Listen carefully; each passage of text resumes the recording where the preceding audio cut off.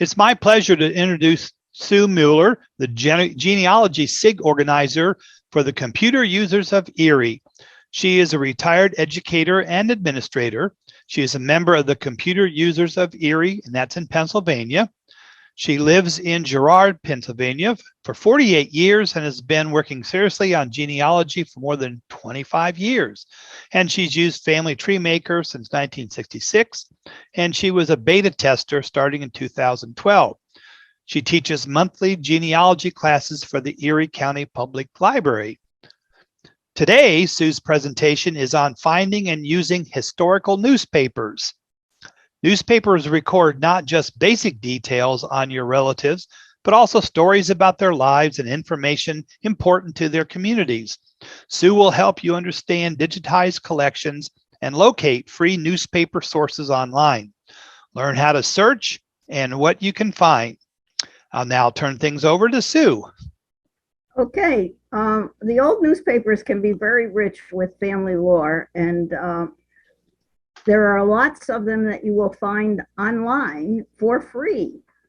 So I'm going to talk about just what you're going to find, how things are digitized, and limitations of the accuracy of primary sources, how you can find current obituaries and Social Security death index records, books in and out of copyright, and then a workaround if you're too cheap to subscribe to something and the obituary you want is only in a paid collection. Just for your information, the laws regarding records, the only thing really that's covered by law is the census records, and they're kept, they don't become public for 72 years. The generally accepted genealogical standard for birth certificates is 105 years. That can vary. There's no law that says that, but that's a generally accepted standard. Death certificates, 50 years. Marriage licenses and wills, you can go down to the courthouse and look at those. As soon as a will is offered for probate, you can go down and look, just if you're a nosy Nelly. Newspapers, there's no hiding. Anything after 1925 is still in copyright, so they may be protected by that. And that's the same thing with family history books, which would be in copyright up through 1924. In order for you to be able to search, use Control F or on your computer, something has to have been scanned as a PDF using OCR software. All that means is optical character recognition, and the copy has to be clear. So the search function will only be good as the copy, and some old records are, the quality is not good. I will also point out to you that sometimes you're going to run into Google eBooks that have been scanned as images and you can't search them. So if you're sure something is in something that you're looking at, look at a page you can see, search for something on that page, and if it says it's not found, then you know you're wasting your time to search. So most of these newspapers have been digitized by machine, so, as I mentioned, so the quality of the search function is going to determine whether you can actually find something. So be creative with your searching. Don't be too specific. If you have a surname that's Bridge or House, I'm sorry, you're going to find a whole lot of things you don't like. But if there was an unusual first name, search by that. Add a keyword if that's appropriate. Anything you put in quotes is going to only glean what's actually in the quotes. So I don't usually encourage you to use quotes. Be creative with your searching. If you're just using Mr. Google to search, you'd be amazed at how many people do not have their family trees or their research on your traditional MyHeritage or Ancestry sites, and they may just have a family page, or there may be somebody who loves a certain area and has posted a whole lot of material from a certain county or a certain part of a county, and you may find records that way. library, definitely your friend, either where your ancestors settled or at home. Your own library may have some resources for card holders only. Most libraries subscribe to Heritage Quest, which is rich with genealogy material, and that's for free, and it's something you can access at home online with just your library card number. Uh, Sometimes libraries have resources that anybody can access. You don't have to be a card holder. For instance, my Erie library has an obituary index, which can be very helpful. On site, most libraries have regional microfilmed newspapers. Um, Sometimes they have local indexes. So call library, ask what they have, go on their website, see what they have. The handout includes how you can find libraries all over the United States. Um, we have a local library in Union City that has a cemetery index. I've seen some of them have marriage indexes. So I can't tell you everybody has one thing, but check the library site and see what their genealogical resources are. Regional and historical genealogy societies may offer resources online. They may also offer resources that they're selling. And they may also help you out with the searches. They may have the newspapers that they can access and look up things for you. Also, if you're using an index for an online search with a library, start with the surname only. For instance, I mentioned that we have an obituary index for our local library. You can pick up married names when you search the surname only, because generally it has, Ethel Jones Smith has her whole name in the obituary index. Sometimes it even has, if she was married 2 or 3 times, it has all those names. Don't restrict your search with a date, because you're looking for brothers and sisters, cousins, whatever, family members that you may not have known about. Some libraries have an on-site genealogist. We have a local library in the next county where their genealogy room is only open when there's a volunteer genealogist in the room. That's not usually the case. Our library rotates their library workers in and out on 2-hour shifts in that room, in their genealogy room. So sometimes you get somebody who hardly knows how to turn on the microfilm machines, and sometimes you get somebody that knows what she's talking about. I mentioned archive.org because it has out of copyright materials, and that includes a lot of family history books or county history books. They were very popular at the end of the 1800s and in the early 1900s. And you can usually download the full text as a PDF, and then you can search it at your leisure. All of the New York State birth, marriage, and death indexes are on archive.org. So what you'll find there is a very broad spectrum of goodies. That's what the page looks like. And I mentioned about the New York State. They're all there.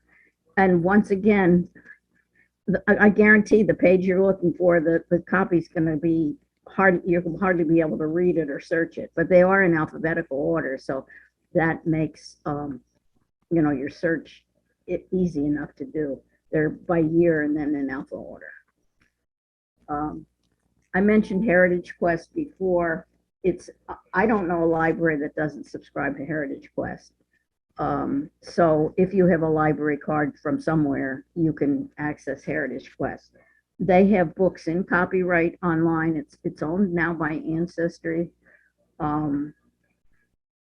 They have some books that are still in copyright, and you can download a page at a time.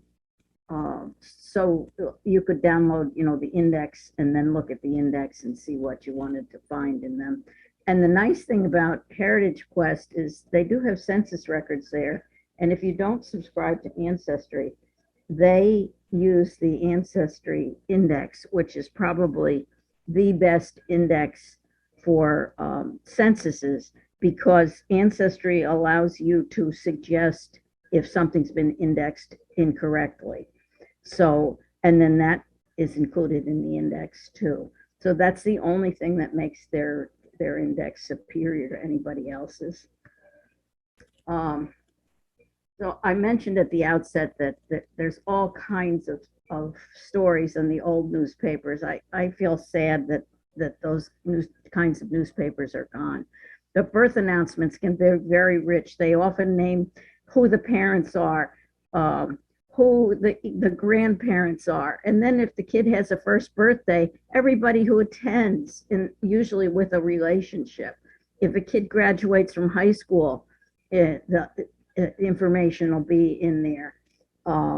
And it'll say, he's the grandchild of, if it's a local person. When people joined the military, World War I, World War II, they had that information in there. In fact, they even listed the people who were drafted. There would be a long list. When the young men or women wrote letters home during the war, often those were included in the newspaper. So you can find all kinds of things in the old newspapers. Little gossip columns of who's dating whom, or somebody fell at a dance. And when somebody was married, they even included what the dress looked like, or if grandma made the dress, or it was, those kinds of things.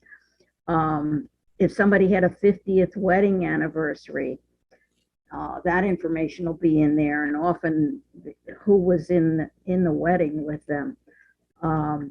When you're looking for something, don't restrict yourself to the date, because a lot of these newspapers had a little column that was 20 years ago, 10 years ago, 50 years ago, or whatever, and then they'll recall something that was in a former newspaper, which then can help you go get that newspaper. But that newspaper being older, the quality of the search function might not be as good as the more current ones. When you look at newspapers from the 80s and the 90s, they're clear as a bell. They're really easy to read. The old newspapers are not. And another difficulty with the oldest newspapers is they had no pictures. So even for you to scan a page to look at yourself, if you're looking for something, is very difficult. I'm using a 27-inch monitor. What I do if I'm going to spend an afternoon looking at newspapers is I flip my monitor 90 degrees, and I can see I can blow up the newspaper pretty good size, and I can see a whole page at a time, instead of having to move around the newspaper. So I recommend that you're going to do that. In fact, I've been to libraries where they have the newspapers on microfilm that actually have their monitors turned that way, which is what gave me the idea to do it myself at home. Death notices, there can be all kinds of good stuff there, because they've got the date of the death, where he died, burial information, sometimes even the cause of death. Back in the 30s, if somebody committed suicide, the gory details were all included in the obituary. I finally found an obituary for my great-great-grandfather, who was hit by a train in 1909. It was probably about 8 column inches long, which is a pretty good size. I think I'm going to get a lot of information. Except for the last paragraph, it was all details about the blood and gore on the tracks. And the very last paragraph says, he leaves a wife and a couple of children. So thank you very much for that information. It was lousy obituary. Let me warn you, though, about informations on death certificates and obituaries. Except for the death, there's no guarantee that anything is correct. People are upset when they give the information. They may not even know the information. They're not going to admit that they don't know it. They will make it up. And it just wasn't that important for people to remember what year they were born. in, or for their parents to tell them. I mean, I know you were there when you were born, but there's no guarantee that you remember what year that was. So it's not unusual for that birth information to be incorrect, and death certificates too. My great grandfather, on his marriage certificate, who was married in the late 1800s, when it asked for his birth date, wrote "don't know." Every vital record that I could find said that he was born in 1860. I know that that's incorrect because I have the census, and the census was taken on September 3rd, 1860. His birthday was September 17th, and he's listed as 1 year old. So he was actually born in 59, even though the tombstone, the death certificate, and other obituaries, everything says 1860. So don't restrict your search to just the local newspaper, because if your ancestor was important enough, his obituary may be in the surrounding area newspaper. And if he was really a person of importance, say a minister or political figure, it may be in a much larger area than that.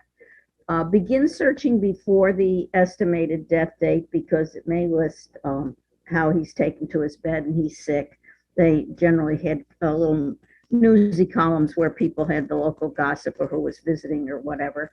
And if kids came before he passed, they would have so-and-so is visiting because their father is ill, that kind of stuff. So you may get information. Then afterwards, there may be funeral articles, which will include the pallbearers, and you can try and then figure out what the relationship might have been to your ancestor. It'll give you a church affiliation, which will then help you find church records, birth, marriage, whatever. And there will be thank you notes for people who have helped out for the funeral, and then legal notes, when the estate's being solved. So don't stop your search with, the week after death. If some of the people who would be inheriting the estate, whether there was a will or not, are not of at the age of majority, an estate can go on for the actual closing for years.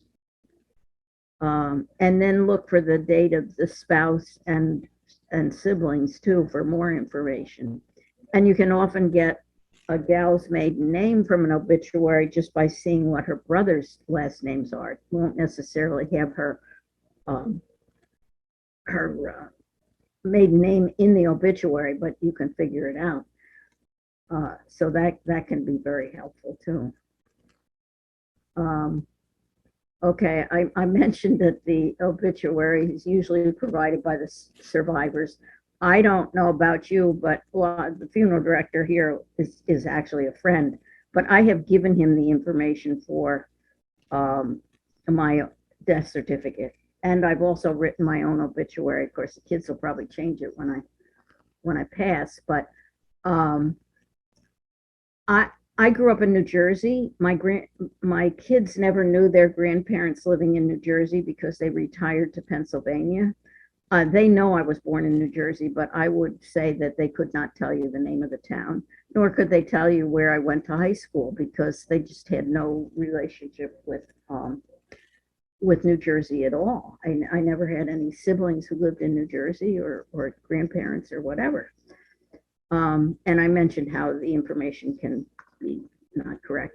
And I just show you this because this is my grandmother's obituary, but this is what I did. I put the correct information in brackets, and then when I have it in my records, I have the actual obituary, and then I have the corrected version. My uncle gave this information, and he had no idea, but some of it was close. I just want to show you this because this is from an 1879 newspaper. This woman came from a family of importance, which is why she had a decent obituary here. But she had 12 children, and I got the names of all of the kids and their married names from that. I mean, it was a gold mine. I was just so thrilled to find something like that for a woman, number one, but from an 1879 newspaper. And I got this information from yeah, the history of Armstrong County.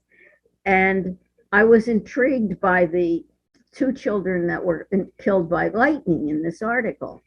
And you see the last name, the surname is Schreckengast. Well, if you're not familiar with that name, you can see that spelled so many ways. And now I'm looking in old newspapers that might not be clear anyway. And I couldn't find it. And then I thought, you know what? I'm going to look for the event itself because the event was unique. You know, people killed by lightning.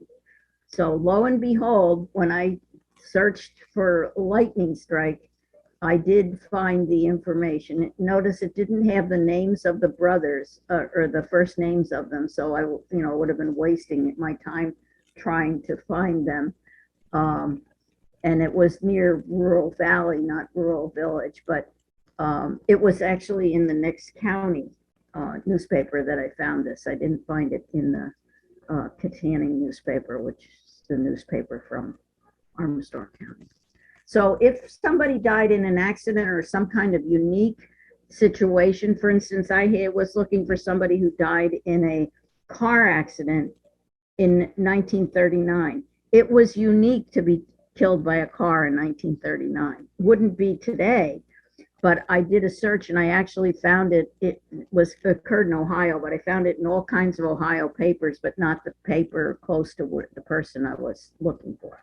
So where you have a unique situation of an accident, search for the accident itself rather than a name and you might get information. If you're looking for current newspapers, man, they want you to pay or subscribe. So you may not be able to find what you want for free. Today's paper you can probably look at, but if you want to look at something old, you might have a little bit more problem. Current obituaries can be found on legacy.com. They started in 2000 and go up to present day, but let me give a caveat for that because the Gannett people, the USA Today people, own 454 newspapers across the United States. One of them is the Erie newspaper. Effective August 1st this year, they stopped providing the obituaries for Legacy. I have to think that that was not a unique situation just for Erie. I suspect it may be USA Today newspapers, all of them, but I have not confirmed that. But let me just say that. So legacy.com has major world newspapers. It's not just the United States. It has complete recent obituaries starting in 2000. The older dates, they had been abbreviating them. I think they're not doing that so much anymore, but they always in the obituary include the name of the funeral home because this is a cooperative venture of the funeral homes and newspapers. So you can generally go to the funeral home website because if a funeral home has put something online, they generally do not take it off.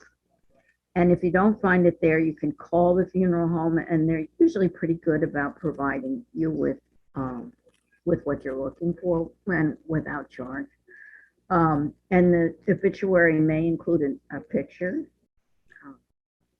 This is what it looks like. Do not just search what pops up because the default is to search the last week.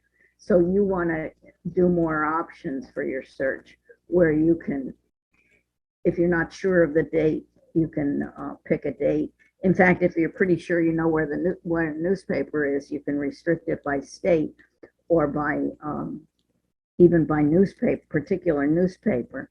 That's good, particularly when you're looking for somebody who had a fairly common name. And if you have no life, like I do, you can actually sign up for them to notify you when a surname obituary shows up a certain surname. My maiden name was Bowser. I don't recommend you do a all search for Bowser. Do you know how many people had dogs named Bowser and include that information in their obituaries? Not good. So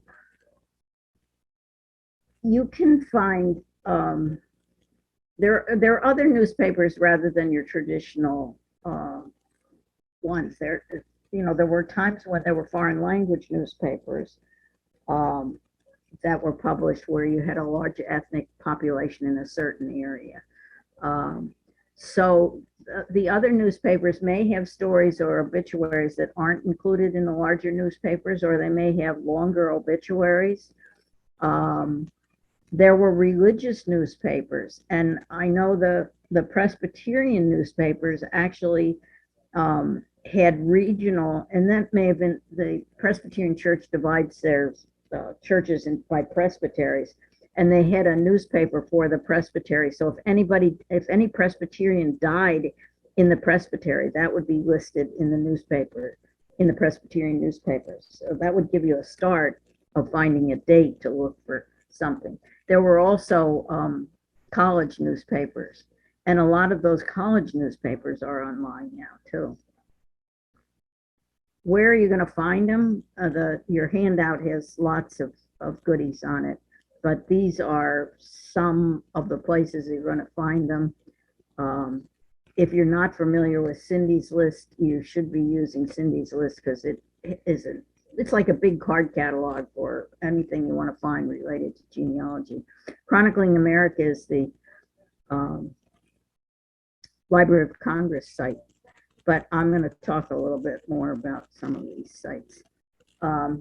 Cindy's List has general resources. They have how-tos. They have newspaper directories. They have anything you could think of that is organized. And if you searched for Pennsylvania, then the organization for Pennsylvania, New York would be the same way. Everything's set up the same way. So you can get at what you want in a whole lot of different ways. When she first started with her list, it was only links to free sites.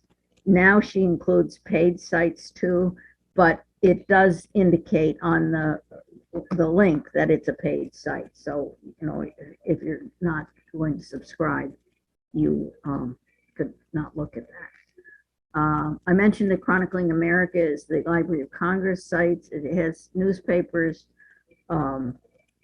up through, it says it has them later than that, but essentially it has those papers that are on there are all out of copyright. So through 1925. They don't make your search too restrictive, but they have an incredible search engine, probably one of the best around. And that accounts for how slowly they're digitizing all the newspapers that they want to. One of the things that Chronicling America has, which is really helpful, is they have a newspaper directory of all the newspapers that were ever printed and the dates that they were printed, and then where you can find them. So, and then what condition they are, whether they're digitized, whether they're microfilm or hard copies or whatever. So if you're trying to find a specific newspaper that you can't find online, you want to know where it is. That's the place to go to find out where you find it. And then simple phone call to verify that they have it. This is a subscription site, but there's a lot of stuff that you can look at for free. You register as a Godfrey Scholar. Scholars must be poor because that's a free subscription. And then you can search by categories, and one of those categories is newspapers. And this will just show you, this is a screenshot to show you the kinds of things that they have that you can look at. And then you can, all those numbers are hyperlinks, and that takes you to what they have. Google has online newspapers, and you can go to that site and click by state or whatever you're looking at. One of the nice things about the Google newspapers is once you get into them, is you can just page through the newspaper. Um, you, if you know about when somebody died, and a lot of those old newspapers are weekly, you know, it's not hard to search them. They're generally about 8 pages, and you'll figure out where you're going to find the obituaries. Sadly, there's not a great big column that says deaths or obituaries, and it's often included in a little column about what's going on in the world in the newspaper. So it's, as I mentioned before, because there are no pictures and limited headlines, searching the old newspapers are time consuming, but they're rich in resources. And this is just a list of what you'll find on Google. And this is just an example of where you can find more newspapers and what that looks like. You can search by county. Be aware that the county lines shifted over the years. So depending on the date where you're looking, you may not be looking in the county that your ancestor ended up living in, even though he never moved. The county lines may have moved. This is a really neat site. And as you can see, she has a note on there that she's retiring, the gal that did this site. The site's still online. I don't know if it's going to stay forever, but she says she's not updating it because she's retired. And then she offers another resource, which I also use, which is the Ancestor Hunt. But she's got all kinds of newspapers listed there. They're all broken down by states, very easy to use. This is a great site. If you're going to go to it just by memory, remember that it has the word "the" in front of it, because there's another site called ancestorhunt.com that is not rich in resources like this one is, but the person that runs this is updating it all the time. BMD links are birth, marriage, and death, if that didn't jump out at you. But newspaper photos, lots of good stuff there, broken down by how-tos and then resources, and broken down, everything broken down by states. States are now beginning to offer, Wyoming was one of the first ones I ever saw, statewide newspaper sites. And all of these states that are listed here have them. Some of them go, like Wyoming's now goes up to 1971, which of course, you know, that's in copyright. Some of them are only historical newspapers.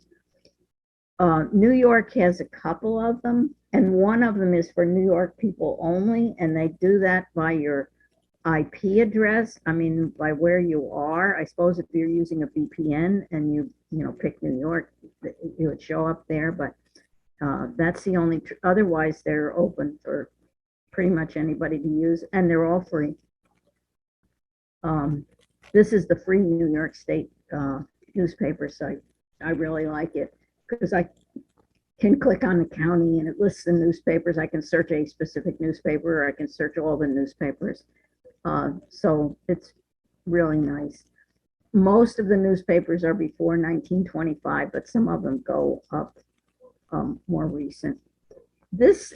When this guy started with this site, it was pretty much New York State only, but it's now worldwide. And it's totally free. It's kind of a funky site. There is an alternate search engine, which I would use both things to search because you'll get results a little bit different. I'm going to show you an example. I was searching here. I had the words Peter Boyle and postmaster. And the postmaster was actually the son of the person I was looking for, but that's how I found it. And I found it, I found it pretty easily. It wasn't the best result, you'll notice there. I mean, it was the second category. There were some that were up higher. That wasn't what I was looking for. but I show you the second example, which is from, it's the same search, but it's from the alternate search engine, just to show you how the old copies are not so clear. You can see the name of that newspaper is the Portville Review. If I'd have been searching for the Portville Review, it wouldn't have shown up because the quality of the paper precluded my finding. So just a word to the wise on searching digitized collections. If you decide you want to invest some money into subscribing, and I will tell you that I subscribe to all of these things, you can look and see what the collection includes, whether it's something you want to subscribe to, because if it's not, they don't cover the area that you are interested in, you're wasting your money. I've found something in all of them on the different times. Genealogy Bank has the Social Security Death Index on it, and that part is free. Generally, when you do a search on these, even if you're not a subscriber, though, you can see a piece of the obituary or the piece of the document that they found, and you can determine whether it's something you want to see. And I'm going to show you a little workaround there shortly of how you can get from these places. Ancestry does have newspapers. You can restrict your search to just newspapers. Ancestry is a subscription site, so obviously it's not free. Recent records, sometimes you can just do a search and find an obituary. I will tell you that one time I did a search and I had a name of a husband and wife, and I put their two names on and did a search, and I found their bridal registry, which then of course gave me the date of the marriage, kind of thing. So Google is your friend. You can find all kinds of good stuff. Be creative with your searches. You may find realty transfers and get names that way. Tenacity, I guess, is what I'm trying to encourage you to do. Okay, I mentioned before that if you don't want to subscribe to a paid site and you want to get something from a paid site, social media is your friend. I recommend that you be on social media because there are all kinds of genealogy interest groups.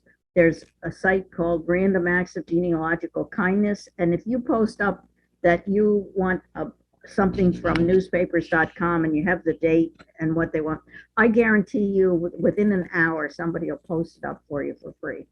Got an old picture that looks terrible? Somebody will fix it up for you. There's genealogy translations. Got a page of Polish you want to be able to translate? Somebody will do it for you. People are very helpful, and not just because you're cheap, but you'll find people that aren't interested in genealogy but have family pictures. So there's all kinds of ways that can be a benefit to you. So if you're trying to find something, go on a site related to the county or the area that you're searching. Ask people for suggestions. How do you think I can find this? Or if you find an obituary that you can't access because it's on a paid site, then ask somebody to look for it for you. It's amazing how helpful people are. And that's it. Do we have questions? I'll remind people that if you have questions, you can send them through the chat box. We do have time just for a little bit. A comment was made that college magazines and quarterlies a lot of times have information about deaths and other activities in them. So, right, then they're less likely though to be online than the newspaper, the college newspapers. Yeah. Jerry wanted to know that you mentioned earlier Fold 3.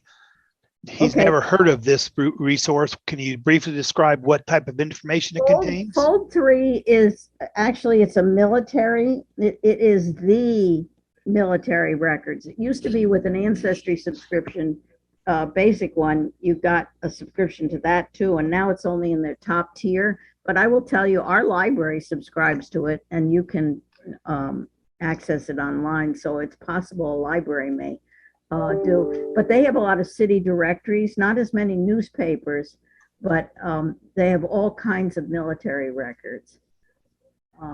And that is the premier military record site.